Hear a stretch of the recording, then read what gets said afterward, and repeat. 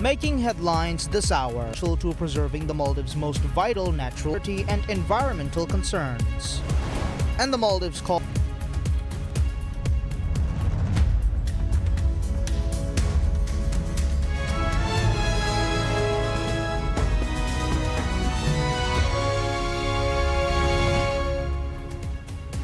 Bismillahirrahmanirrahim. Assalamu alaikum. Welcome to PSM News in English with me, Hafiz Abd Sattar. And now the news in detail.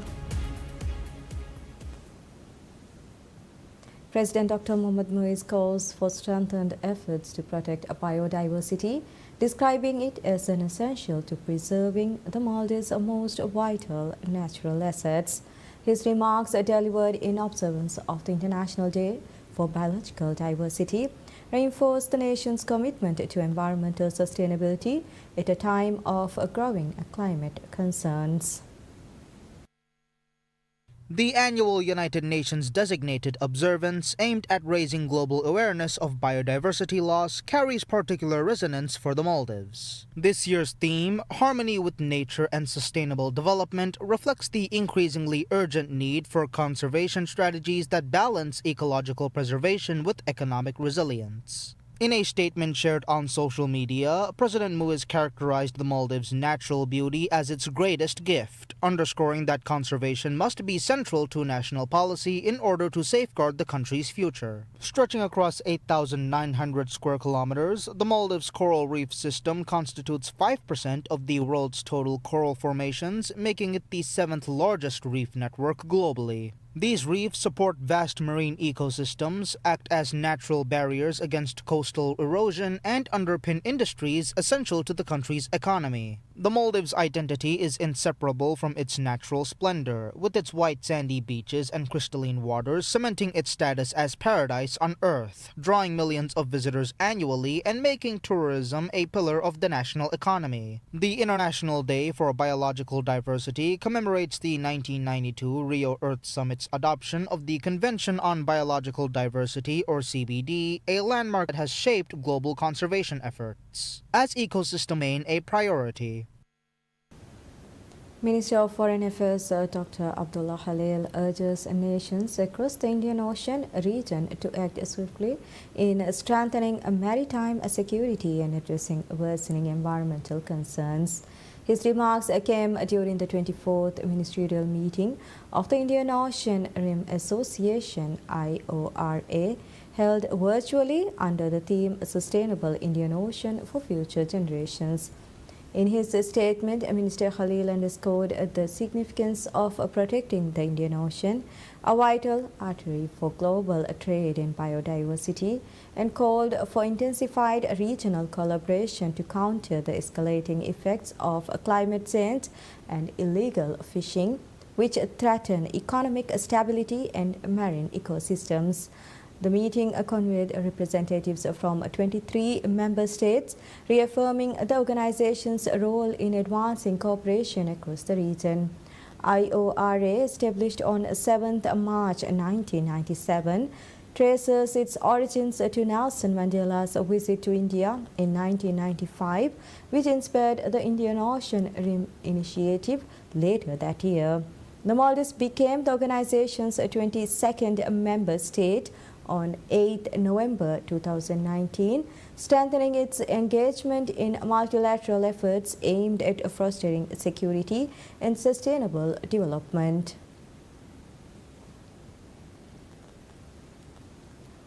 The Maldives calls for an immediate end to Israel's inhuman attacks on Gaza, Palestine's health system, ambulances, and medical personnel. Speaking at the 78th World Health Assembly in Geneva, Switzerland, Minister of Health Abdullah Nazim Ibrahim condemned Israel's assaults on Gaza's health system and access health care and called for urgent international intervention. Minister Nazim highlighted the dire humanitarian situation in Gaza and expressed concern that the people of Gaza are not guaranteed the protection and rights assured by international law. The minister also drew attention to the destruction of Gaza's health system, the displacement of thousands, the attacks on health facilities and medical workers, and the obstruction of humanitarian aid. He noted that as a result, the people of Gaza have been deprived of their most basic rights. The minister reiterated that the Maldives strongly condemns Israel's genocidal attacks on Gaza and demanded an immediate end to the attacks. He called to ensure the safe provision of health care and urgent delivery of humanitarian aid, including food, fuel, and medical supplies. He also stressed the need for the provision of psychological support, child health care services, and vaccination to prevent diseases. Minister Nazim also called on countries and donors to increase their financial assistance to the World Health Organization or WHO to support their efforts to assist Gaza. The health minister further called on international organizations and UN member states to take swift action to stop the attacks on Gaza. He stated that human rights should be granted for all, regardless of nationality and ethnicity. The minister also assured that the Maldives is committed to supporting all efforts to safeguard the rights of the Palestinian people. He further reiterated Maldives' unwavering solidarity with Palestine. Minister of Health Abdullah Nazim Ibrahim urges sweeping efforts to strengthen healthcare across all inhabited islands, urging that decentralization is essential to addressing the country's evolving health challenges.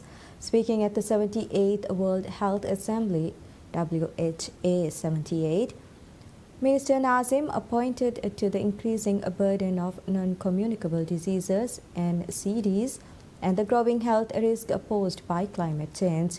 Held in Geneva, Switzerland from 19th to 27th May, the Assembly brings together senior representatives from World Health Organization (WHO), member states to examine global health priorities ranging from pandemic preparedness to antimicrobial resistance and sustainable health financing. This year's discussions center on the theme One World for Health. The Maldives has made notable strides in maternal and child health, Minister Nazim noted at the meeting, with outcomes that rival those of developed nations. Yet he warned that new challenges, raising chronic illnesses and the impact of climate change, necessitate a more resilient and adaptable healthcare system. The country's vast network of islands, he added, makes equitable access to treatment and medical resources a logistical hurdle that must be addressed at the local level. According to the minister, to meet these demands, the government is set to expand Asanda, the universal health coverage system, reinforcing its role in protecting public health.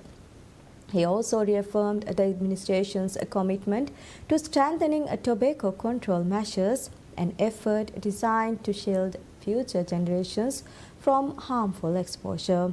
The Assembly's theme, he noted, holds a particular significance for small island developing states like the Maldives, where geographical vulnerabilities heightened health risk. He highlighted the pandemic treaty adopted at this year's session as a demonstration of a broader international cooperation in safeguarding public health. Negotiated over 3 years, the pandemic agreement was formally adopted on 20th May. It is only the second legally binding treaty under the WHO's constitution, following the Framework Convention on Tobacco Control. Minister of Economic Development and Trade Mohammed Saeed says the development of Amar Faro International Airport continues to strengthen Maldives' tourism sector and create new economic opportunities for its people. The Amar Faro International Airport, popular for private jet handling, welcomed its first Boeing 777 aircraft on Tuesday. Celebrating the landmark occasion, Minister Saeed, in a post in X, said the milestone for the airport marks an important step for the country's national aviation infrastructure and enhances its capability to welcome luxury travelers. The Minister of Transport and Civil Aviation, Mohammed Amin, echoed similar sentiments in a post on X, hailing the landing of the first wide-body flight at Amar Faro Airport to test readiness for P777 operations is a remarkable milestone for Maldives' aviation sector. According to Minister Amin, the second phase of the Mafar International Airport development project has now been completed. The runway has been extended to 2.8 kilometers, while taxiways along with the apron have been widened. Inaugurated in 2019, the Mafar International Airport has been functioning as an international airport since July 1, 2020. The airport has gained popularity among private jets, serving tourists traveling to luxury resorts in Noon, Ra and Bai Atolls. The airport is fully equipped to accommodate international flights, including the Airbus A320, the Boeing 737 and Boeing 777 aircrafts. Island Aviation Services Limited (IAS) meanwhile has sought interested developers for the Mafar International Airport Terminal Extension Project.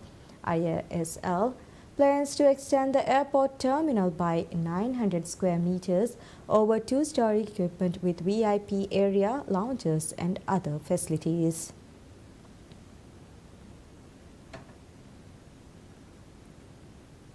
The Ministry of Social and Family Development enters its discussions with the Maldives Islamic Bank (MIB) to explore a possible collaboration on the government's plan for poverty reduction in the Maldives. The Minister of Social and Family Development, Dr. Aishad Shiham, has met with senior MIB officials to discuss the possibilities of introducing a program for underprivileged individuals and families in society. The ministry said increasing income and creating employment opportunities, supporting access to essential services, providing assistance to small and medium enterprises, and raising awareness on income generation and provision of resources were some of the matters discussed during the meeting. According to the ministry, MIB said the program will help improve the standard of living of the most underprivileged society and express its commitment to working closely with the government to transform the lives of the country's most vulnerable communities.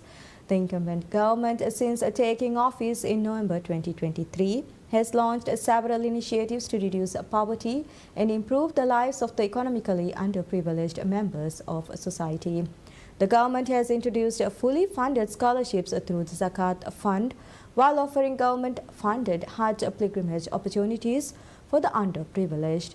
This initiative aligns with a pledge made by President Dr. Mohamed Muiz during his presidential campaign. On 18th August 2023, while addressing the people of Mulaku, Meme Atoll, President Muiz pledged to send 1,000 impoverished individuals on the Hajj pilgrimage under government sponsorship during his first term.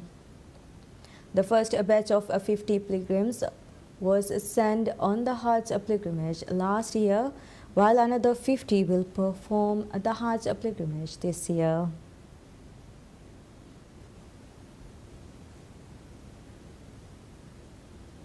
The Chinese government donates sports equipment to the Maldives amid a major boost in sports cooperation between the two countries.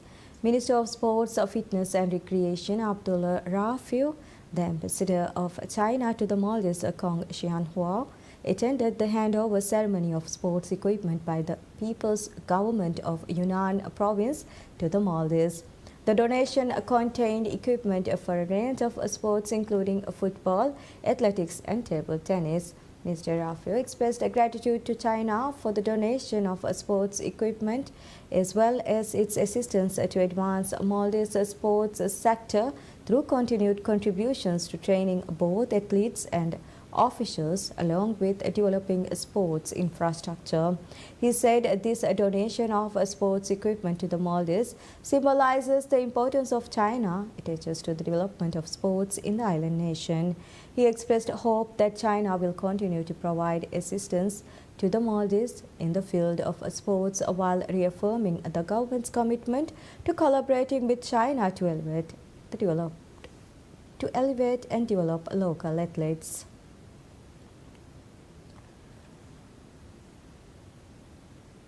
As rising ocean temperatures and human activity continue to accelerate the deterioration of marine ecosystems, The Marine Discovery Center (MDC) at Four Seasons Resort Landagiravaru is spearheading efforts to counter these environmental threats. Established through a partnership between Four Seasons Hotels and Resorts and Reef Scrapers Private Limited, the center functions not merely as a resort feature but is a dedicated institution committed to marine research, conservation and education. The Maldives' coral reefs, integral to marine biodiversity yet increasingly vulnerable to climate change and tourism-related pressures, are central to the MDC's conservation initiatives. Among its flagship efforts is the Reefscaping Project, a program designed to restore damaged reef systems through coral propagation. Mari Salim, director and co-founder of Reefscapers, outlined the methodology to PSM News, explaining that small fragments are harvested from healthy corals and cultivated under optimal conditions to encourage regrowth. The strategic placement of these corals is critical to their survival. Beyond coral regeneration, the center has broadened its scopes to include efforts aimed at protecting vulnerable marine species. The Turtle Clinic, the first facility of its kind in the country, serves as a vital rehabilitation center for injured and ill turtles. Conservationists at the clinic not only facilitate the recovery and release of these animals, but also conduct research to inform long-term preservation strategies. Efforts to sustain marine biodiversity extend further. The Fish Lab Project, a research-focused initiative, is dedicated to studying marine fish species, examining behavioral trends, and ecological interactions. In addition to scientific inquiry, the program is strengthening local biodiversity through the propagation of key reef fish species such as grouper and snapper. The Marine Discovery Center's contributions to scientific research, conservation projects, and public education represents meaningful strides toward safeguarding the Maldives' delicate marine environment. Through its collaborative approach and commitment to innovation, the institution remains at the forefront of efforts to protect the region's rich oceanic biodiversity for generations to come.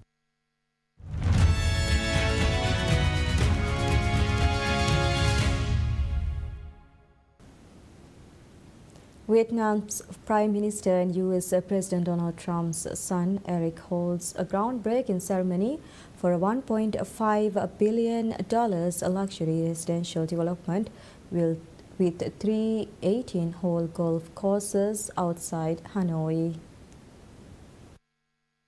The U.S. President's Trump Organization family business and its local partners received approval for the project last week from the communist authorities in Vietnam, which is separately negotiating over tariffs with Washington. Prime Minister Pham Minh Chinh said Eric Trump's visit motivated us to expedite this project and urged local authorities to provide maximum support and facilitate the completion of the 990-hectare or 2,446-acre resort with the planned timeframe by the end of 2027. According to an internal schedule seen by Reuters, Eric Trump is also set on May 22nd to explore plans for a skyscraper in Vietnam's southern business hub. Vietnam was meant to be hit with some of the highest U.S. tariff rates of any country at 46% when President Trump announced his Liberation Day plan for global tariffs on April 2nd. Trump has since postponed the tariffs for 90 days. Organizers said the Gulf project in Hong Yen, a few kilometers south of Hanoi along the Red River, swiftly obtained approvals from local authorities. The Trump Organization has luxury golf projects completed or under development in countries from Indonesia to the Middle East. C.K. Hutchison confirms that Italian billionaire Gianluigi Ponte's family-run MSC Mediterranean Shipping Company is the main investor in a group seeking to buy 43 ports from the Hong Kong conglomerate. Hutchison co-managing director Dominic Lai spoke at the company's annual general meeting on May 22nd, following weeks of scrutiny and criticism in China of its proposal to sell most of its $22.8 billion global ports business to a consortium led by U.S. investment firm BlackRock. Lai confirmed MSC had been the major investor from the beginning. A shareholder said after the meeting, the Hong Kong-based conglomerate's sale to a foreign entity was not right. The deal, which includes 2 ports located the strategically significant Panama Canal, has become a flashpoint amid escalating U.S.-China trade tensions.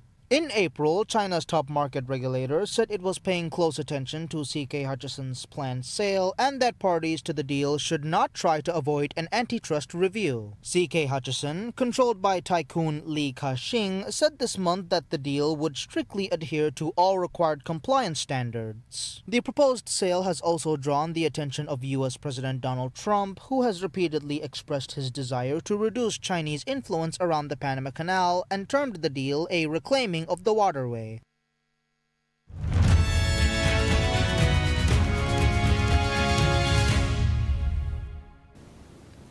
A convoy of 8 trucks carrying a flow of baby food and medical equipment entered the Gaza Strip to the Kerem Shalom crossing after receiving approval from Israel.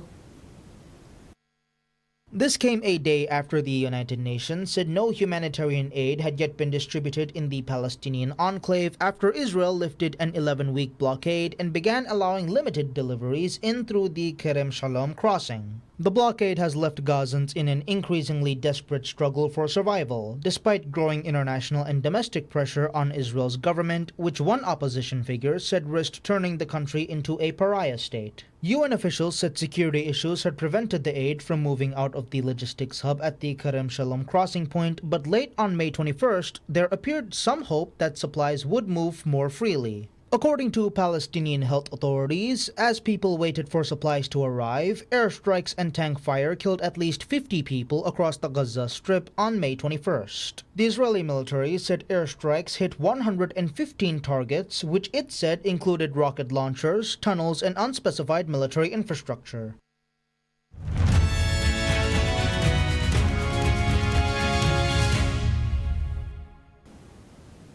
Lisbon's José Alvalade Stadium is decked out with banners and giant shirts as it prepares to receive Barcelona and Arsenal for the Women's Champions League final.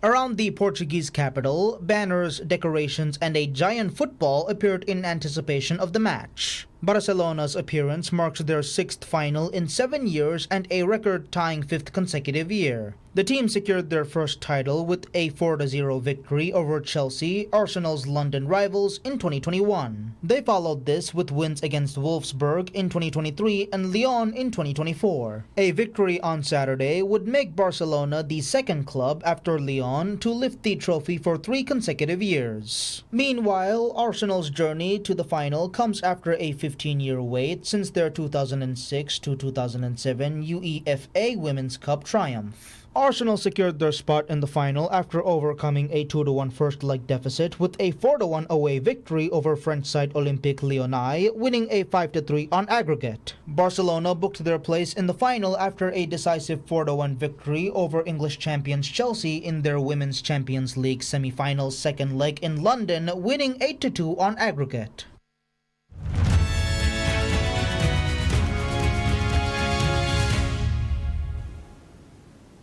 Attendees of NVIDIA's GTC conference on May 21st praises the rise of AI and envisioned its potential uses after NVIDIA announced earlier this will build a giant AI supercomputer in Taiwan in partnership with Foxconn.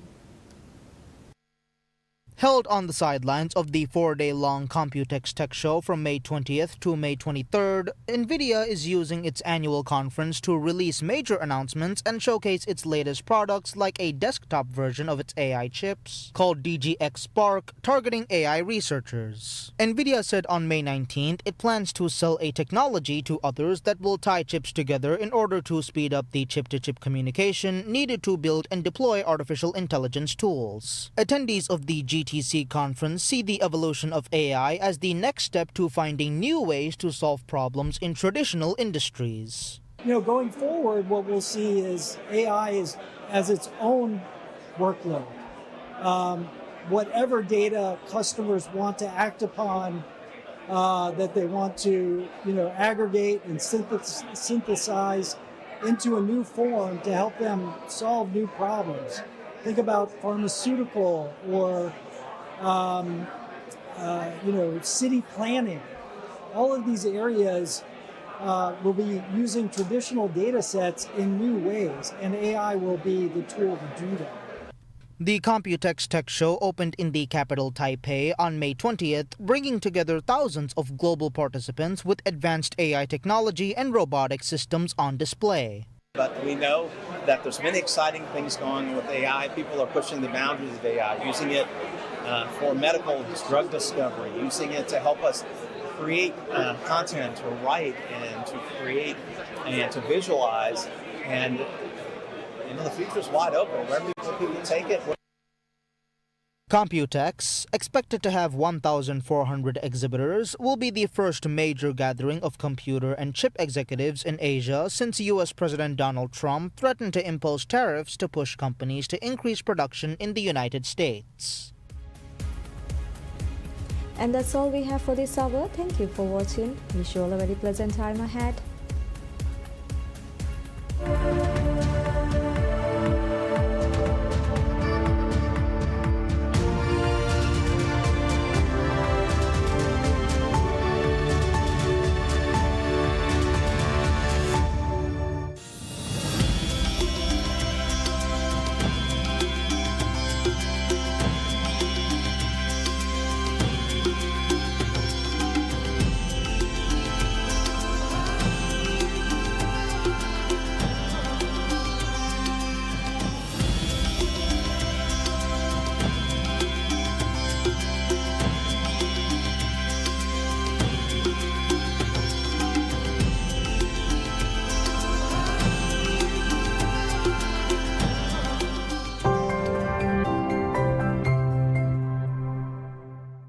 ಗೌಮಿ ಇನಾಮ್ ದೆಹಾಸ್ ಫನ್ಸವಿಸ್ ಮೀ ದಿವಿಹಿರಯ್ಯತುನ್ನ ದಿವಿಹಿರಯ್ಯತುಂ ಉಫದ್ದವಾಫವಾ ಮದನಿ ಮುಅಸ್ಸಸಾತಕುಂ ಕುರಾ ಮಸಕ್ಕೆತ್ತಕ ಹೋದಾ ಕಾಮಿಯಾಬಿ ತಕುಗೆ ಅಗುವಜಂ ಕುರುಮ್ಗೆ ಗೊತುಂ ಗೌಮಿ ಫೆಮರುಗ ದಿವಿಹಿ ದೌಲತುಗೆ ಫರಾತುನ್ ರೈಸು ಜುಮ್ಹೂರಿಯಾ ದೆವ್ವಾ ಶರಫಿರಿಕಂಗೆ ಕೌಮಿ ಇನಾಮ ಹಿವ್ವರು ದಿನುಮುಗೆ ಕೌಮಿ ಇನಾಮ್ ಕೌಮಿ ಇನಾಮಂಗೆ ದೆ ಫೋಮಾ ಐಕುಗ ಹುಷಾಳನ್ ಜೆಹೆ ತಕೆತಿ ಪೋರ್ಟಲ್ ಮೆದುರಿಕೊಂ ಹುಷಾಳಾನಿ apply.presidency.gov.mವಿಯ ಲಿಯುಮು ಹುಷಾಳಾ ಫಾರ್ಮ್ ಹುಷಾಳಾನಿ ರೈಸು ಜುಮ್ಹೂರಿಯಾಗೆ ಒಫೀಹುಗೆ ರಿಸೆಪ್ಷನ್ ಇನಾಮಂಗೆ ದಿ ಫಾರ್ಮ್ ಹುಷಾಳೇನಿ ಒಣತಿರಿಸ್ ಮೇ ದೆಹಾಸ್ ಫನ್ಸವಿಸ್ವಾ ಬುರಾಸ್ಫತಿ ದುವಹುಗೆ ಮೆಂದುರುಫಹು ದೇಗಡಿ ಸುಮಿನೆಟ್ಗೆ ಕುರಿಂ ಇತುರ್ ಮಾಲೂಮಾತ್ ಹೋದುಮಕ್ ಗುಳಾನಿ ತಿನೆ ಹಾಯ್ದೇನ್ ನಂಬರ್ ಫೋನ ನುವತ ತಿನೆ ತಿನೆಂ ಹತೆ ಸುಮೆಂ ಎಕೆನ್ ನಂಬರ್ ಫೋನ ನುವತ ಹತೆ ನುವೆಂ ಹಯೆ ಸುಮೆಂ ಅಶೆಂ ಹತರೆ ನಂಬರ್ ಫೋನ ಗೌಮಿ ಇನಾಮ್ ದೆಹಾಸ್ ಫನ್ಸವಿಸ್ ರಾಜ್ಯಗ ಎಮ್ಮೆ ಆಮು ಬಲಿತಕಕ್ಕೆ ಕೊಬ ಬಲಿ